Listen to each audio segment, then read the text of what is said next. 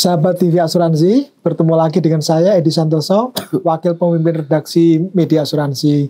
Dalam acara bincang-bincang kita pada kesempatan kali ini, dan saya ada tamu saya, pembicara kita, narasumber saya, Pak Paul Setio Kartono. Apa kabar Pak? Baik, Mas Edi. Terima kasih Pak sudah gabung lagi dengan saya. Iya. Dan kali ini Pak Paul hadir sebagai Ketua Persatuan Aktuaris Indonesia, sehingga Anda bisa menebak bahwa tema kita hari ini adalah seputar profesi aktuaris. Jadi bagaimana profesi aktuaris dan masa depannya seperti apa? Gitu ya Pak Paul, kira-kira ya Pak Paul ya. Siap.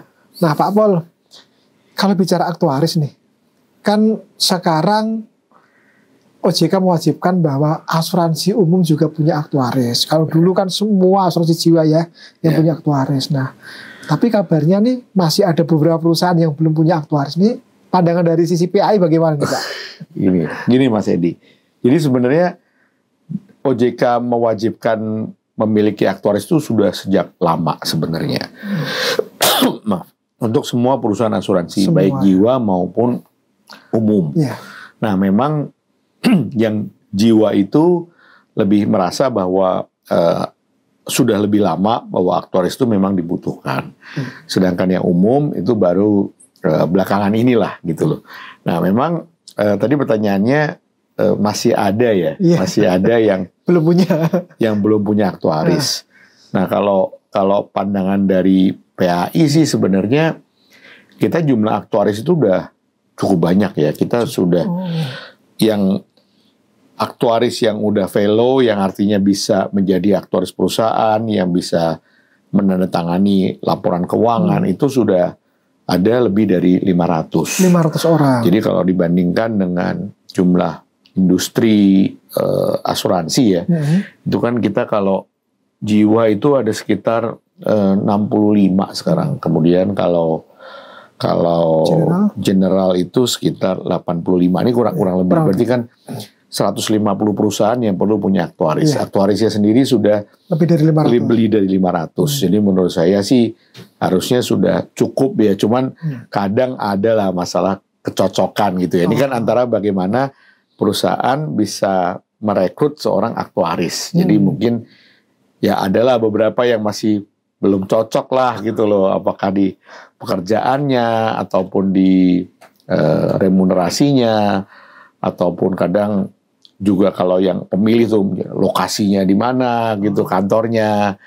Nah itu mungkin belum cocok aja. Tapi sih saya yakin sih pada saatnya nanti semua akan punya aktuaris sih. Jadi dari sisi supply nggak ada masalah ya Pak? Dari supply harusnya nggak ada masalah sih. Ya. Jadi kalaupun sekarang belum, karena tadi alasan Bapak sampaikan tadi ya. Nah Pak, di stratanya itu ada level-level tertentu di aktuaris? Ada tadi Bapak sebutin fellow. Ada. Jadi sebenarnya yang kita sebut aktuaris itu adalah aktuaris yang punya gelar fellow. Fellow dari PAI. Jadi FSAI, Fellow Society of Actuaries of Indonesia. Nah, itu sebenarnya kita karena anggota penuh dari IAA ya, International Actuarial Association, mereka meminta nih untuk yang namanya fellow itu punya standar pendidikan tertentu, standar kelulusan tertentu, standar kualifikasi tertentu. Nah, standar itu yang kita jadikan dalam assessment dalam ujian. Jadi seorang fellow dari actuary itu harus memiliki kemampuan tertentu yang di-assess dalam bentuk ujian. Nah, itu adalah standar dari International Actuarial Association yang di semua PAI menjadi anggotanya. PAI menjadi anggotanya, asosiasi negara lain yang menjadi anggotanya juga sama, menerapkan hal yang sama gitu. Standarnya internasional. Standarnya internasional. Nah, kalau biasanya yang setengah jalan nih, setengah jalan itu kita sebut sebagai associate ASAI, Associate Society of Actuaries of Indonesia. Nah, itu associate itu kira-kira tuh udah setengah jalan lah, sedikit lagi untuk menjadi fellow. Nah, associate itu memang yang di level associate itu yang diujikan banyak yang sifatnya teknis, statistik, matematika keuangan, ekonomi dan lain sebagainya. Sedangkan yang di level fellow itu lebih yang sifatnya terapan. Jadi dari investasi, kemudian dari bisnisnya apakah asuransi jiwa, asuransi umum dan lain sebagainya, dan juga komunikasi dan lain sebagainya. Nah, itu yang di level fellow. Nah, sekarang kenapa sih perlu dibuat menjadi 2 gitu lah? 2 tingkat gitu ya? Iya, 2 tingkat ya. Memang kalau ujiannya itu kan sekarang ada yang ujian, ada yang bukan ujian. Tapi kira-kira ujiannya sendiri itu ada 10 ya. Jadi 10 subjek 10 subjek. Ada yang sifatnya seminar, ada yang sifatnya pakai komputer dan lain sebagainya. Nah, kalau setengah itu belum dikasih apa-apa gitu kan, orang kan melihat jauh lah. Jadi ini kayak titik aman dulu nih, associate ini kayak titik aman. Nah, kemudian juga diimplementasi di dalam pekerjaan sehari-hari, itu juga associate itu sifatnya membantu seorang fellow.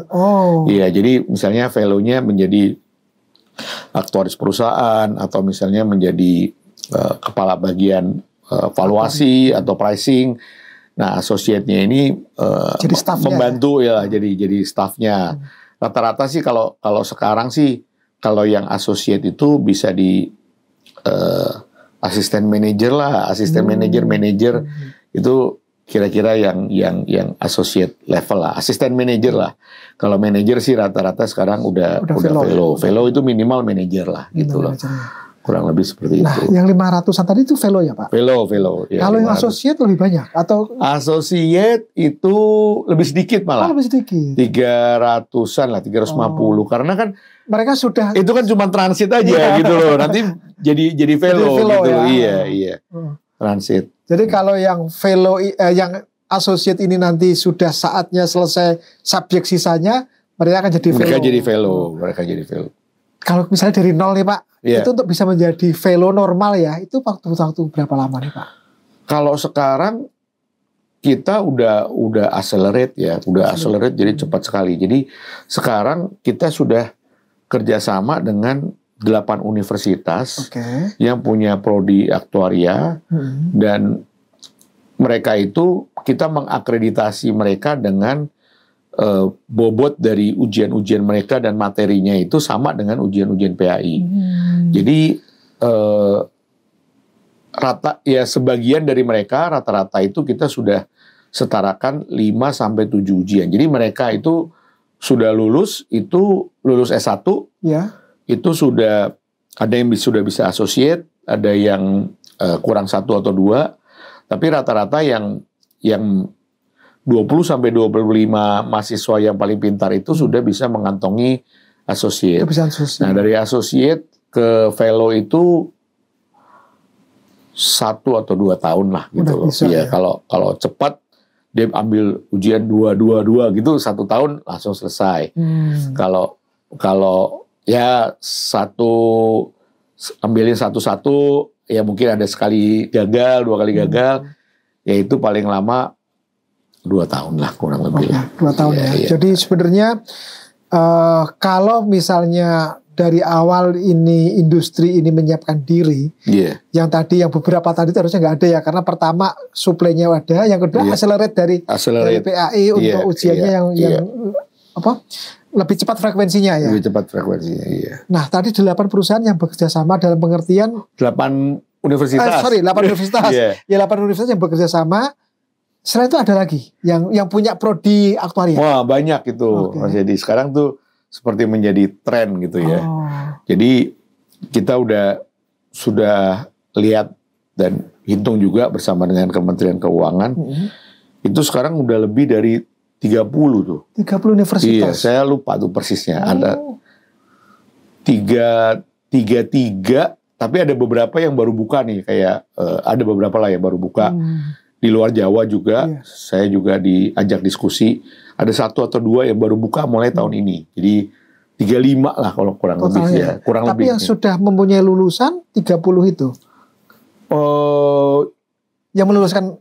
Ya sudah meluluskan saya nggak tahu persisnya berapa, tapi yang bekerja sama dengan PAI untuk penyetaran itu ada 8. Ada 8. Nah Pak, kalau kita berasumsi 30 itu kan banyak ya, 30 universitas. 35 banyak. lulusan per tahun, lulusan sarjana ya. Iya. Lulusan sarjana bukan lulusan yang untuk Lulusan sarjana, asosiasi. iya. Lulusan sarjana aktuaria di Indonesia per tahun bisa berapa tuh? Mungkin belum semuanya punya Lulusan. lulusan ya. Tapi tahun ini aja itu ada sekitar 500 tuh. 500 sarjana aktuaria. Iya. Yang sebagian dari mereka level associate tadi ya, yang dari Iya, dari 8 universitas itu bukan semua dari 8 universitas ya. Mungkin dari 8 universitas itu ada berapa lulusannya, mungkin sebagian besar lah, karena kan 8 universitas itu yang sudah mulai lebih dulu ya. Iya. Jadi 8 universitas itu udah punya lulusan sih. Nah, jadi tapi dari 8 universitas itu juga yang ada yang disetarakan cuma 1 atau 2 karena kita memang minta nilainya A minus gitu rata-rata. Minimal jadi, itu ya. Iya, jadi memang tinggi standarnya tinggi. Jadi hanya 20% 20-25% dari lulusan yang bisa. Disetarakan 6 atau 7. Pak, 500 lulusan tahun ini itu bisa dikatakan banyak, bisa sedikit. Kalau tadi kita bicara, Pak Paul menyampaikan data bahwa kalau bicara industri asuransi sekitar 150 perusahaan gitu kan. Nah, 500 ini kan artinya kayak nggak semua bisa masuk industri asuransi. Para sarjana aktuaria ini dibutuhkan di industri apa aja sebenarnya, Pak? Nah, itu yang pertanyaan yang paling menarik nih, Mas Edi nih. Saya juga masih putar kepala terus nih. Itu sebenarnya mereka tuh bisa diserap di mana. Nah, kalau saya diskusi dengan para universitas, kemudian juga para lulusannya, kemudian dengan beberapa pihak, termasuk juga di luar negeri seperti apa. Jadi sebenarnya aktuaris atau sarjana aktuaria itu bisa diterima di mana saja. Nah, kalau di Indonesia itu yang saya udah tahu bahwa mereka bekerja di asuransi udah pasti, dana pensiun, kemudian di kantor konsultan aktuaria itu udah pasti, pemerintahan juga mulai ada, terus juga di startup, fintech itu banyak, karena kan aktuaris itu juga memiliki kemampuan analisis data ya. Jadi fintech, startup itu punya, terus juga di bank juga ada beberapa sih. Jadi itu sih yang sekarang rata-rata sebaran itu. Nah, kalau saya diskusi sama teman-teman di luar negeri, itu rata-rata ya memang seperti itu, tetapi di pemerintahannya itu mereka udah jauh lebih ekstensif gitu ya. Jadi maksudnya di pemerintahan itu di hampir di semua kementerian itu ada lah aktuarisnya. Kayak contoh misalnya kayak di kementerian, selain Kementerian Keuangan yang sudah diwajibkan di undang-undang baru, misalnya di kementerian bagian perumahan. Nah kan kita mesti tahu nih, misalnya kita prediksi nih setiap tahun nih daerah mana aja yang ada gempa, daerah mana yang ada banjir. Pada waktu bantuan atau pembuatan rumah itu, rumah mana yang harus dibuat tahan gempa. Terus kita terjunkan budgetnya untuk rehabilitasi sesudah gempa itu di mana saja. Nah itu kan butuh aktuaris juga. Terus Kementerian Kesehatan udah pasti, Kesehatan, BPJS dan lain sebagainya kan juga butuh nih prediksi jangka panjangnya gimana, demografi, untuk pendanaan BPJS seperti apa. Nah itu kan juga butuh demografi, butuh aktuaris juga. Kementerian Sosial, mana nih daerah-daerah sosial yang perlu bantuan, diproyeksi apakah bantuannya itu langsung diberikan tunai atau di dalam bentuk investasi. Nah itu kan bisa juga perlu bantuan aktuaris. Nah yang baru-baru ini itu yang salah satu topik yang menarik, selain tadi data analytics, kemudian manajemen risiko ya udah pasti, karena aktuaris bergelut dengan risiko. Ini yang berkaitan dengan climate change. Jadi di luar negeri udah mulai starting ya, kayak di Amerika atau di Australia, di Eropa. Itu supaya satu perusahaan itu bisa dibilang sebagai, kalau sekarang yang ngetren kan carbon neutral gitu. Sertifikasi, ada yang ESG dan lain sebagainya. Nah, supaya dia bisa disertifikasi benar-benar carbon neutral, itu harus aktuaris tuh yang menghitung tuh, bener nggak dia? Jangan cuma bilang karbon neutral, tapi nggak ada landasannya gitu loh. Dia harus mesti ada landasannya. Jadi misalnya seluruh perusahaan ini travel itu berapa jam menggunakan pesawat, dihitung. Jadi pesawat mengeluarkan berapa karbon. Jadi harus dinetralisasi dengan menanam berapa pohon gitu loh. Berapa kertas yang dihemat, yang dikonvert menjadi digital paper. Nah itu harus dihitung dan disertify oleh aktuaris tuh. Jadi ilmu aktuari bisa dipakai untuk menghitung hal seperti itu. Bisa. Karena kan kita berkaitan, sebenarnya kan kita aktuaris itu lebih luas daripada sekedar asuransi lah. Jadi itu kan penerapan ilmu matematika, ilmu bisnis, ekonomi, dan juga demografi itu dijadikan satu. Gabungan gitu ya? Gabungan, ilmu sosial juga digabung jadi satu. Nah, kalau di asuransi tadi udah jelas. Associate dengan menyelesaikan sekian subjek, levelnya apa. Kemudian fellow dia yang tanda tangan. Kalau di luar industri asuransi yang Bapak sebutkan contohnya tadi, apakah mereka juga aktuaris dalam pengertian seperti itu? Fellow atau hanya mereka punya ilmu aktuaria? Sarjana aktuaria belum, di sarjana aktuaria saja. Sarjana aktuaria saja. Bahwa dia yang sekarang sudah termonopoli menjadi aktuaris ya di asuransi, atau itu manfaat pasca kerja. Manfaat pasca kerja kan di PSAK-nya bukan dana pensiun, manfaat pasca kerja. Jadi kan pada saat karyawan itu pensiun, kan perusahaan wajib memberikan pesangon. Nah, pesangonnya itu jumlahnya berapa harus dihitung oleh aktuaris. Nah, itu udah ada. Tapi yang lain belum. Di yang IFRS yang mengenai climate change itu harusnya juga ada aktuaris juga di situ. Iya. Tapi itu sepertinya belum diimplementasi di Indonesia. Nah, bicara IFRS ya Pak, ini kan kita di Indonesia tahun depan ya, mulai penerapannya gitu kan. Nah, artinya benar-benar ya, yang tanda tangan itu harus aktuaris kan. Itu benar-benar harus punya aktuaris ya. Yang betul. Beberapa belum ini mereka harus punya ya. Iya. Jadi nggak bisa dengan konsultan ya Pak. Nah itu didiskusikan aja sama OJK nih. Isunya Bapak dengar gitu. Kalau itu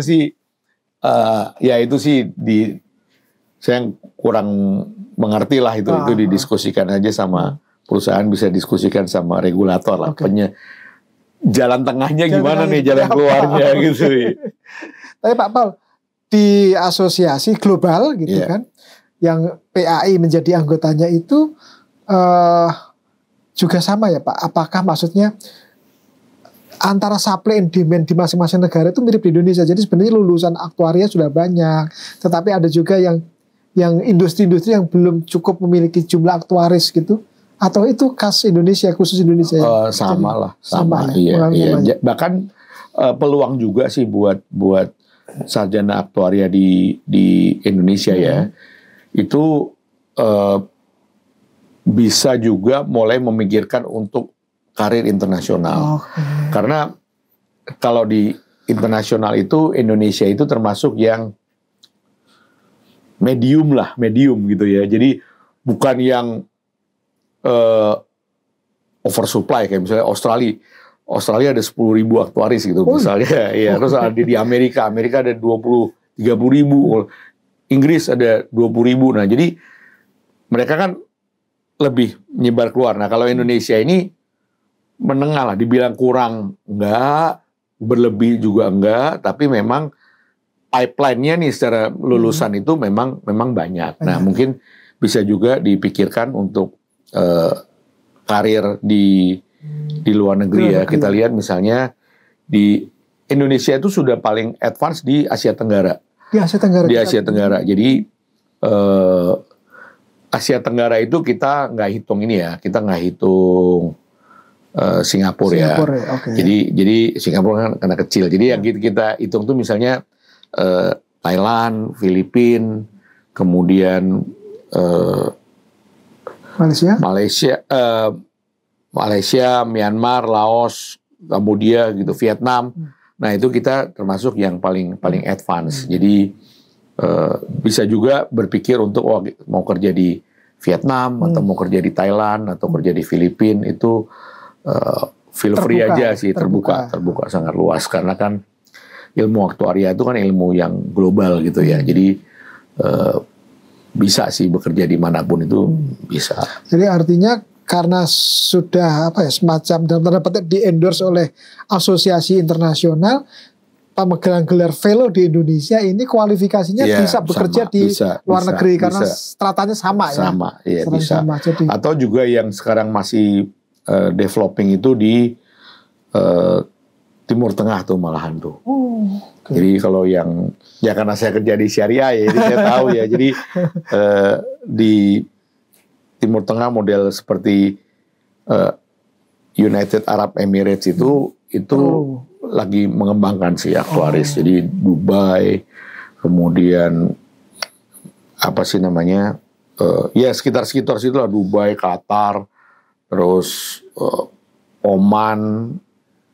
Jadi negara Timur Tengah yang memang lagi mengincar untuk jadi hub keuangan global itu.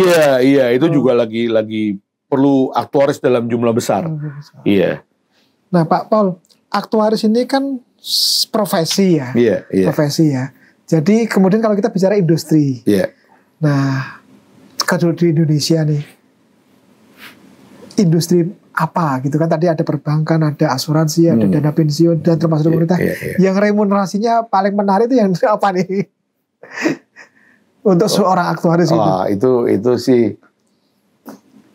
susah lah disebut ya. Karena kan sekarang kan ya fair-fairan aja. Sekarang industri yang mempekerjakan aktuaris paling banyak ya asuransi jiwa lah gitu loh. Ya. Asuransi jiwa. Jadi dari 500 tadi mungkin setengah lebih lah. Ada di 70% itu ada di asuransi jiwa lah. Jadi ya mungkin itulah kali ya sekarang ini ya. Tapi bukan berarti tertutup kemungkinan juga lah untuk industri lain gitu ya. Kalau di dunia seperti tadi 20.000 di Amerika, di Australia, mereka juga terkonsentrasi di industri asuransi juga. Masih sih. Sama ya. Banyak kan masih di jiwa, terus kemudian kedua di umum, kemudian ketiga di pemerintah dan social security, terus ya baru di area-area lain lah, ada yang di investasi, di perbankan, di manajemen risiko dan gitu. Nah, kalau tadi Pak mengatakan taruhlah sekitar 70-80% aktuaris Indonesia itu dikerja di asuransi jiwa. Artinya kan ada beberapa perusahaan yang mungkin punya lebih dari 10 aktuaris ya. Itu memang tuntutan pekerjaan di perusahaan itu sedemikian kompleks sehingga perlu jumlah aktuaris banyak gitu, atau sebenarnya seperti apa sih pekerjaan aktuaris ini Pak Paul di masing-masing perusahaan? Jadi memang tergantung dari ukuran dan kompleksitas dari perusahaan itu sendiri gitu loh.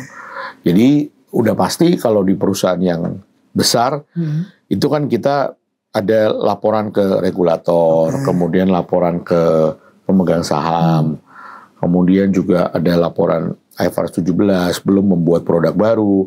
Kalau perusahaan cuma punya satu channel sih, produknya paling 1 tahun keluar 2. Tapi kalau satu perusahaan punya 4 channel, berarti satu tahun perlu bikin 8 produknya. Belum review produk-produk lama, revisi, kemudian treaty, reasuransi dan lain sebagainya. Jadi memang butuh banyak. Kebutuhannya memang banyak. Nah, memang sebenarnya satu perusahaan itu yang tanda tangan itu sebenarnya cuma satu. Tanda tangan cuma satu. Tapi yang mengerjakan itu? Cuman yang mengerjakan ya, karena kalau perusahaan besar itu mungkin punya budget lebih, dia bisa merekrut yang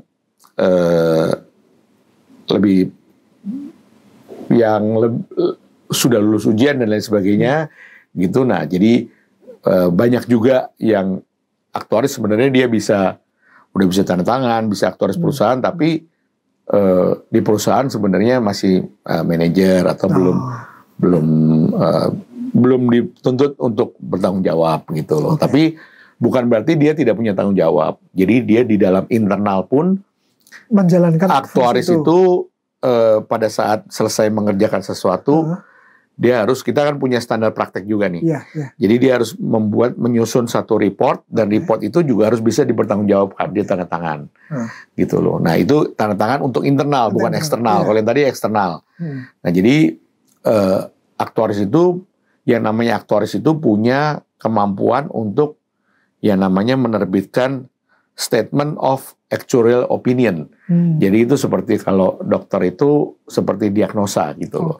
Jadi statement of actual opinion itu harus ditandatangan. Jadi pada saat meskipun nggak keluar ke publik dan lain sebagainya, pada saat nanti misalnya ada kasus atau apapun, kita sudah punya backup. Oh, ini kita punya dokumentasi nih. Saya pernah menyarankan kepada manajemen untuk melakukan ABC berdasarkan analisis saya gitu loh. Nah, itu bisa buat bukti pengadilan juga, atau bisa buat arsip juga gitu loh. Karena atau itu bahan audit juga. Pernyataan ahli ya. Pernyataan ahli. Iya.